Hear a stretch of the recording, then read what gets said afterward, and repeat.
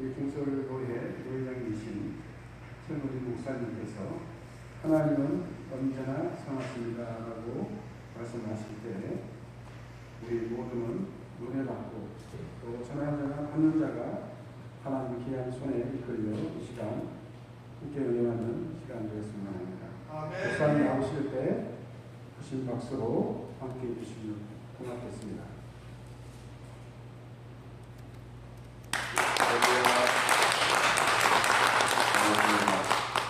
오늘 날씨가 이렇게 더운데도 또 무더위를 부르서 여기까지 오신 여러분들 존경합니다. 그리고 하나님께서 귀한 뜻이 있어서 이곳에 부르셨고 또 이곳을 통하여 하나님 예비하신 축복과 은혜가 여러분에게 주어질 줄로 믿습니다. 아멘. 우리 사랑하는 성도 여러분, 하나님은 선하십니까? 불의하십니까? 선하십니다.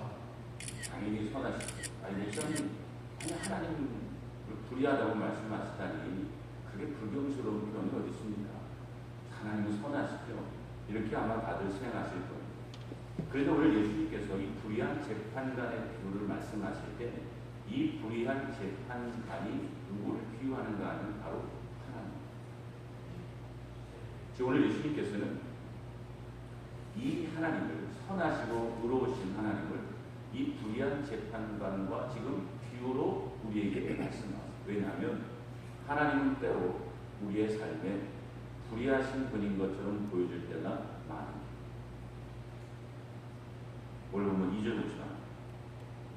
이르시되 어떤 도시에 하나님을 두려워하지 않고 사람을 무시하는 한 재판관이 있는지. 자, 이 불의한 재판관은 어떤 사람입니까? 하나님을 두려워하지 않고 그리고 사람을 뭐해요?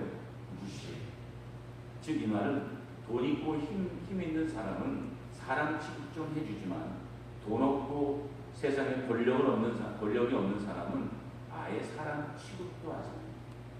직접 오늘 본문에 보면 돈 없고 힘없는 가부가 자신의 억울함을 아뢰고 재판을 열어달라고 하는데도 들은 척도 하지 않지 않습니까? 그런데 여러분, 우리도 삶을 살다 보면 오늘 본문에 등장하는 불의한 재판관처럼 하나님이 보여집니다. 하나님 과연 선하십니까?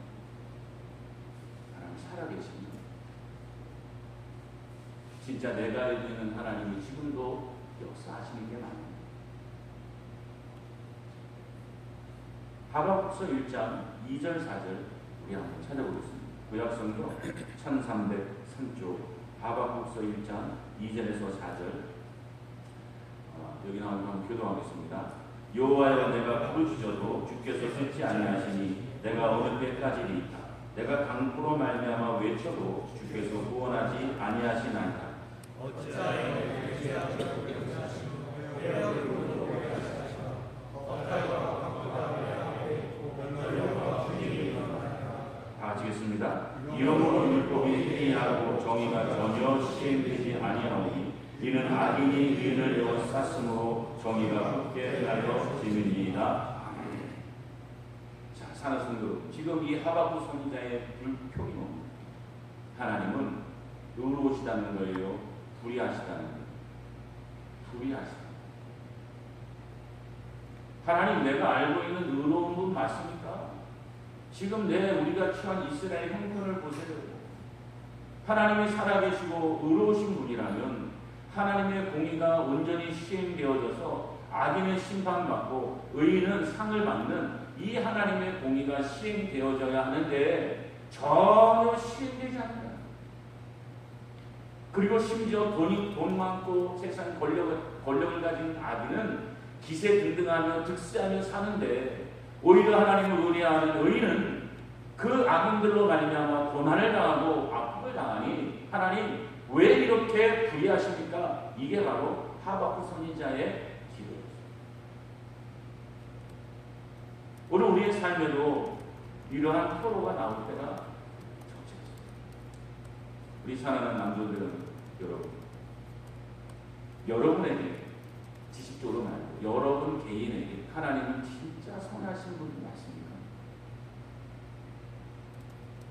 내 인생 가운데 진짜 하나님은 공의를 시행하시고 기도한 것에 응답하시고 온전하게 의로움으로 나를 이끌어 가시는 진짜 선하신 분이 여러분에게 체험되어졌습니다.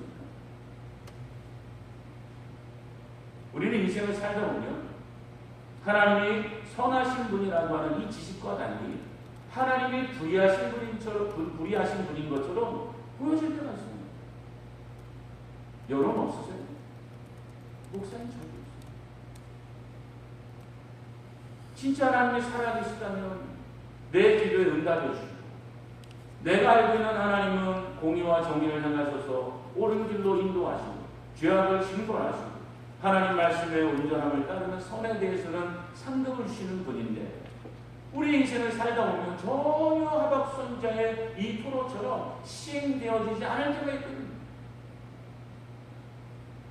그런 현실을 만나게 되면, 야, 진짜 하나님 살아계신가? 진짜 하나님이 선하신 분이 맞나? 이런 회의가 찾아옵니다. 오늘 예수님께서 불의한 재판장의 비유를 통해 우리에게 말씀하시는 것도 이거예요. 야, 너희들이 인생을 살다 보면 내가 이야기하고 비유로 말하는 불의한 재판관처럼 하나님이 그렇게 보여질 때가 있다는 것 다 안다. 너희가 지식적으로는 하나님이 의로운 분이고 선하신 분이라고 알고 있지만 너희 인생의 개인의 삶 속에서는 하나님이 전혀 선하지 않고 공의가 시행되지 않고 내 기도에 응답하지 않고 오히려 나를 무시하는 거죠. 돈 많은 사람의 기도와 간구를 들으시는 것처럼 보이는데 나같이 힘없고 아무 새도 없고 가진 것 없는 나는 하나님을 무시하시나?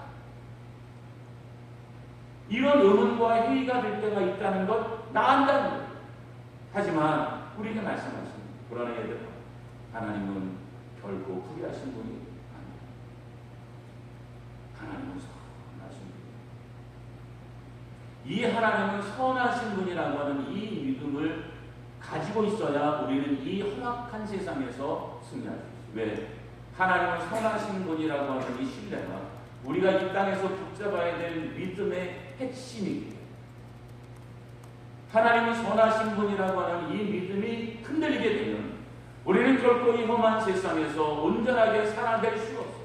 둘 중에 하나는 낙마하고 낙심해서 좌절에 저기서 찌그러져 있거나, 아니면 세상 사람처럼 그래 내 인생 내가 이제는 책임져야지, 수단과 방법 가리지 않고 불법한 방법, 거짓과 모함으로 사람을 해서라도 내 원하는 것을 쟁취하는 세상의 길, 정글과 같은 인생의 길을 걸어가고, 둘 중에 하나.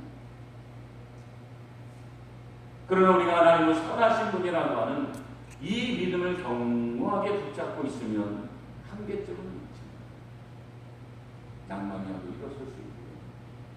세상에 여러 많은 유혹이 와도 거짓과 모함과 세상의 불법한 방법들이 나를 유혹해도 거절할 수 있어요. 그리고 이 하나님은 선하신 분이라고 하는 이 믿음을 가지고 인내하며 걸어가다 보면 마침내 하나님은 선하신 분이라고 하는 이 사실이 눈에 보여지고 체험되어지게 됩니다.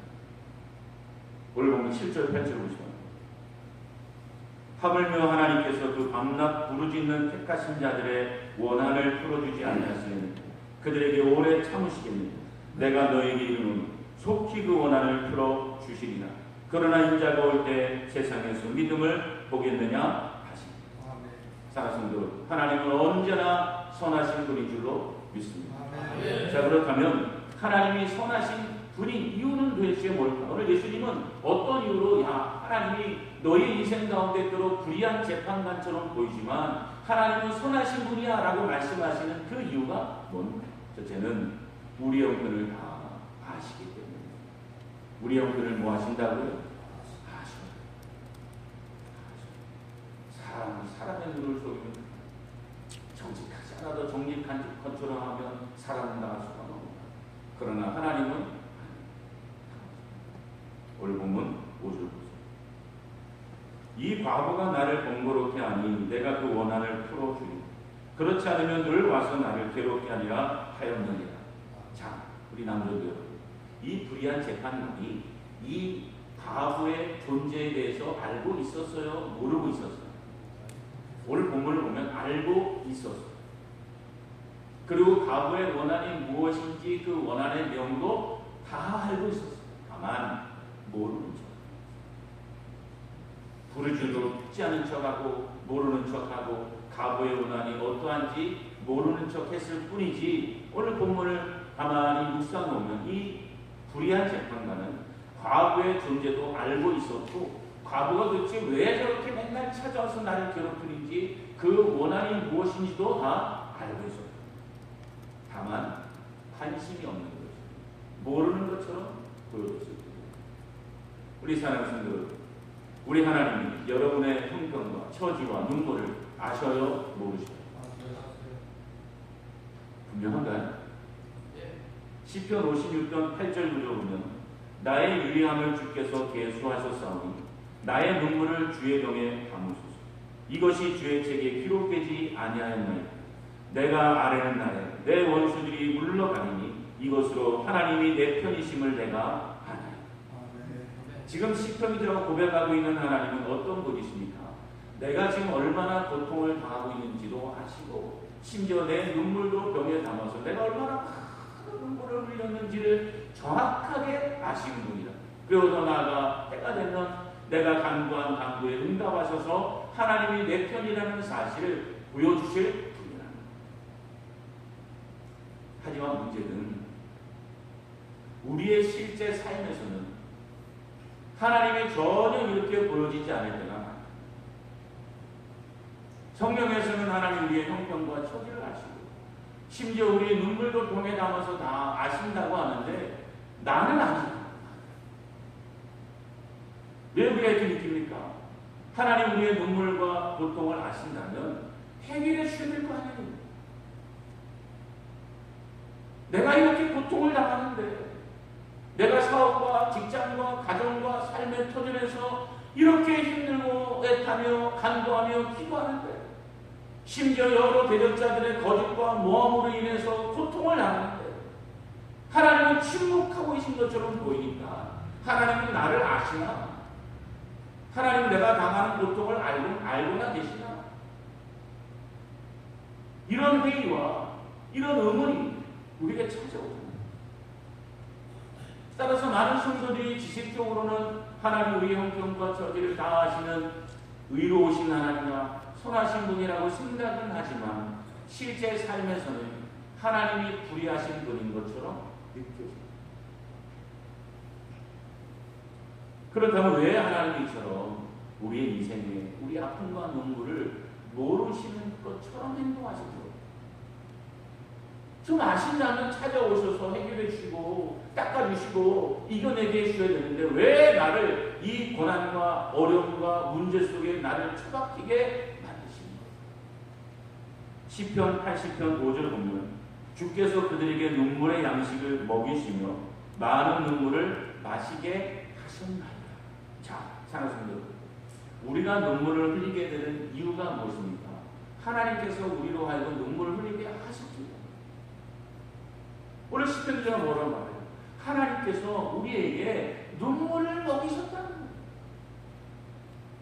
왜냐하면 하나님의 선한 목적을 가지고 그 눈물 골짜기 같은 고통의 고난의 터널을 지나게 하심으로써 우리에게 선한 목적, 더 아름다운 인생, 더 하나님의 축복된 백성을 만들고자 하는 선한 목적을 가지고 그 눈물의 골짜기를 인도하신다. 그래서 하나님이 정하신 이 선한 목적이 이루어지기 전까지는 우리가 아무리 발버둥치고 힘쓰고 애를 써도 눈물의 골짜기에서 벗어날 수가 없는 거예요. 그래서 우리 입장에서는 이 내가 당하는 눈물과 아픔을 주께 간구하고 때로는 금식도 하고 때로는 강구도 하며 부르짖으며 기도하지만 응답되지 않으니까 하나님은 내 눈물을 모르시는 거예요. 내 아픔을 모르시는 거예요. 이렇게 느껴져요. 그러나 하나님께서는 선하신 목적으로 우리의 가정과 직장과 삶의 터전에 교회 안에서 우리로 하여금 배우는 고통과 가시막히를 걷게 하십니다. 그리고도 하나님은 우리가 이처럼 눈물의 골짜기를 걸어갈 때 우리를 방치하시거나 방목하시는 것이 아니라 그 속에서 우리와 함께 하시면서 우리의 눈물을 닦아주시고 그리고 우리가 그 고난의 골짜기를 눈물의 골짜기를 잘 건너갈 수 있도록 위로와 은혜를 이 하나님의 은혜가 없으면요, 여러분, 어느 누구도 눈물의 골짜기를 진압할 수가 없어요. 여러분, 수많은 고난과 역경을 지나왔던 믿음의 선진들이 여러분 고백하는 간증이 뭐냐면, 내가 어떻게 그 눈물의 골짜기를 지나왔는지는 모르겠다. 그냥 하나님의 인도하심에 따라 하루하루 버티며 인도에 가다 보니 터널이 보여. 끝이 보여. 시편 80편 5절에 보면 주께서 그들에게 눈물의 양식을 먹이시며 많은 눈물을 마시게 하셨다라고 말씀하시는데, 이 선한 목적이 우리에게 이루어지기 전까지 우리에게 인도하시며 또 지치지 않도록 도와주십니다. 시편 84편 6절 10절 보면 그들이 눈물 골짜기로 지나갈 때 그곳에 많은 샘이 있을 것이며 이른 비가 복을 채워주나이다. 그들은 힘을 얻고 더 얻어나아가 시온에서 하나님 앞에 각기 나타나리. 사랑하는 여러분, 우리가 이 하나님의 선하신 목적을 가지고 눈물의 골짜기, 이 험한 모함의 골짜기를 건너갈 때 하나님 우리의 인생의 길에 준비하신 게 무엇입니까? 많은 샘과 많은 것입니다. 이런 적절합니다. 물론 우리가 당하는 고난과 눈물에 비하면 하나님이 예비하신 샘이 별것 아닌 것처럼 보일 수 있어요. 왜? 아니, 하나님 그렇게 아시면 내 눈물을 해결해 주셔야지. 내가 원하는 거는 지금 샘이 아니고 지금 이른 비가 아니고 이 문제를 해결하는 하나님의 능력인데, 그거는 내게 베풀지 않고 샘을 주시고 비를 주신다고 해서 이게 도대체 뭐야? 이렇게 생각이 들 수 있지만, 여러분, 우리가 잘 알고 있는 엘리야 선지자가 지치고 고난해서 영적 번아웃이 와서 루렌나무 아래 앉아 뭐라고 기도했습니까? 하나님, 나 이제 도대체 못하고 있습니다. 날 데려가 주옵소서. 그때 하나님께서 엘리야에게 어떻게 하셨습니까? 물과 떡을 주시면서, 천사를 통해 물과 떡을 주시고 위로해 주시면서 그 물과 떡에 힘을 얻어 하나님의 산까지 가게 하셨습니다. 우리가 이처럼 눈물의 골짜기, 힘들고 어려운 길에서 우리 하나님은요, 나도 알지 못하는 사이에 내게 샘을 파주시고 나를 위로해 주시고 힘을 더하셔서 마침내 눈물의 골짜기를 끝까지 잘 걸어갈 수 있도록 인도하십니다. 그리고 이 위로와 힘의 근원이 뭔지 아세요? 선하신 하나님을 신뢰하는 겁니다. 때로는 우리의 믿음이 완전히 무너져서 진짜 하나님을 사랑하지 않고 불의한 것처럼 보여질 때가 있죠. 그러나 그때마다 하나님과 손길을 통해 하나님이 파놓으신 샘물을 통해서 우리에게 목을 축이게 하시고, 그래, 하나님을 사랑하시지, 하나님 나를 사랑하시지, 지금도 역사하시지. 이 믿음을 회복함을 통하여서 우리로 하여금 마침내 눈물의 골짜기에서 주저앉고 망하지 않고 잘 걸어갈 수 있도록 인도하십니다. 우리 사랑하는 성도, 하나님은 우리 형편과 처지와 눈물을 다 알고 계시는 줄로 믿습니다. 이 믿음 가지고 눈물 골짜기 같은 인생의 길을 잘 걸어가는, 그래서 마침내 살아계신 하나님, 선하신 하나님 만날 수 있는 우리 모두가 되시기를 주님의 이름으로 축원드립니다. 마지막 두 번째, 하나님은 선하신 분의 이유가 무엇입니까? 반드시 응답해 주시게. 반드시 뭐 하신다고요? 오늘 본 5절 보시기 바랍니다. 이 과부가 나를 번거롭게 하니 내가 그 원한을 풀어주니 그렇지 않으면 늘 와서 나를 괴롭게 하리라 하였느니라. 사랑하는 오늘 불의한 재판관이 선언이 뭐야? 야, 안 되겠다. 내가 이 과부의 원한을 내가 풀어줘야겠다. 재판을 열어줘야 되겠다.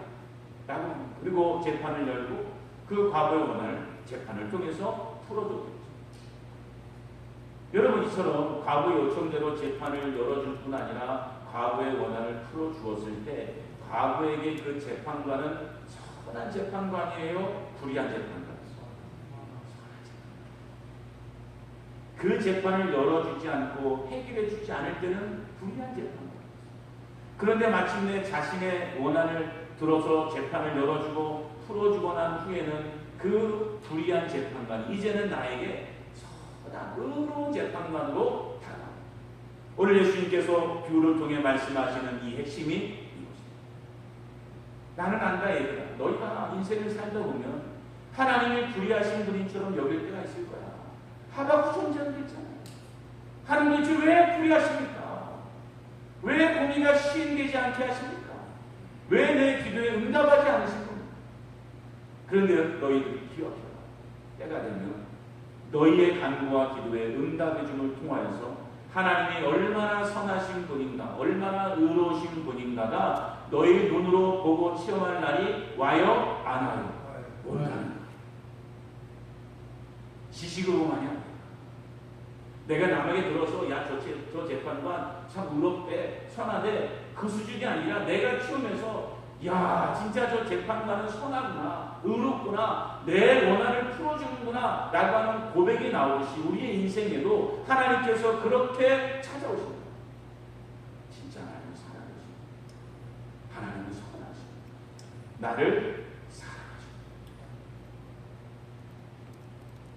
오늘 보면 7절, 8절 우리 한번 다시 보겠습니다. 하물며 하나님께서 그 밤낮 부르짖는 택하신 자들의 원한을 풀어주지 아니하시겠느냐. 그들에게 오래 참으시겠느냐. 내가 너에게 이르노니 속히 그 원한을 풀어주시리라.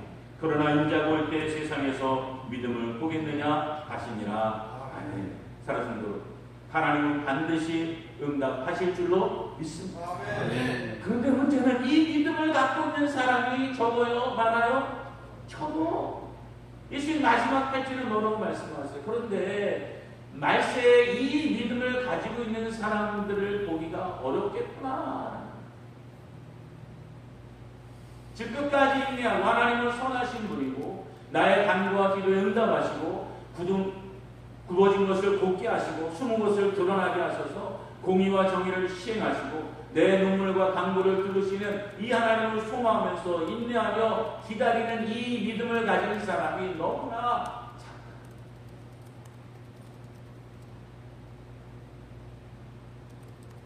우리가 지금은 하나님께서 때로 우리 인생에 침묵하시는 것처럼 보이고 내 형편을 돌아보지도 않는 것처럼 보입니다. 앞서 말씀드린 대로 목사인 저도 겉으로는 멀끔하게 보이고 하나님 믿는 사람이고 믿음 안에 흔들리지 않는 사람인 것처럼 보일 수 있겠지만 실제는 흔들리고 진짜 하나님은 살아계십니다. 진짜 하나님은 선하신 게 안 나와요. 도대체 이게 무엇이에요? 내가 알기는 기도하고 간구하면 응답해 준다고 했는데 응답하고 내 형편과 처지를 다 하신다고 하는데 도대체 아무리 돌아봐도 하시는 것처럼 보이지도 않아요. 나를 그저 그 막막하고 험악한 방내에 그냥 혼자 내버려둔 채 거기서 혼자 살아가도 방치하시고 방목하시는 분인 것처럼 보이실 거예요.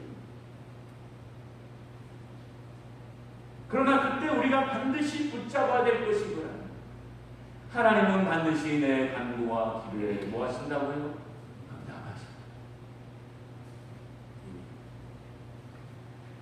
물론 이 믿음 가져도 인내하고 기다리는 게 쉽지 않아요. 왜냐하면 제대로 응답되지 않을 거야. 저희 교회도 어느 여자 사람 남편도 일찍 돌아가서 소천에서 혼자 아이 셋을 키우는. 아니 그러면 좀 그 가정에 좀 불쌍히 있어서 자식이라도 좀 위로받게 하셔야 될까? 자식도 소소.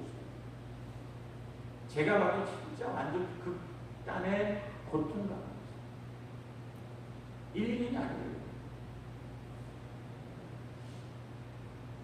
그런 형편에 처할 때 과연 그분이 하나님은 선하신 분이고 하나님은 의로우신 분이라고 하는 이 믿음을 견고하게 붙잡기가 쉽겠습니다.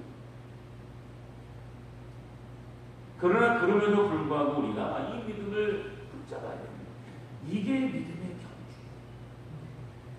마라톤을 하다 보면 여러분 숨이 턱에 맞춰서 이 예전에 마라토너가 이야기한 걸 들은 적이 있어요. 우리는 프로니까 선수니까 뭐 아주 손쉽게 42.5km를 뛴다고 생각하지만 황영조 선수가 그럴 때 그 한강변을 뛰어가는데 너무 고통스러워서 그 한강에 그냥 뛰어들고 싶을 때예요. 우리의 삶으로 마찬가지입니다.